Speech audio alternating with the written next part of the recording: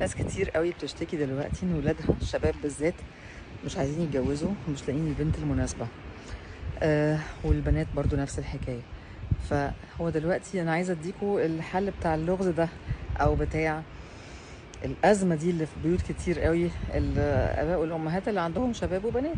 طيب، هو في كلمة لو بطلوها الشباب والبنات الموضوع هيبقى ألطف بكتير واحتمال كبير يتجوزوا أسرع. يعني أسرع يعني فنفرح بيهم بقى ولولي وكده يعني. ايه الكلمة دي اللي عايزينهم يبطلوها؟ يقولك انا عايزها تعمل كذا، او هي تقول انا عايزاه يعمل كذا.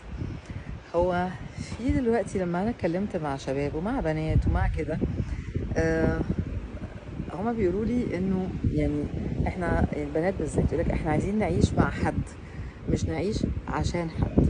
والولاد نفس الحكاية، يقولك لا انا عايز واحدة تشاركني حياتي، تمام، لكن مش واحدة تمشيني او تقول لي انت تعمل كذا وكذا وكذا وتتغير في كذا وكذا.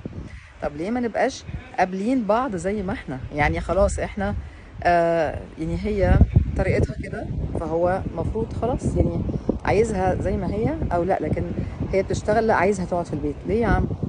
طب هو مثلا خلاص يعني هو ما بيخرجش في الحته الفلانيه، لا لازم يخرج في الحته الفلانيه. في ايه يا ستي؟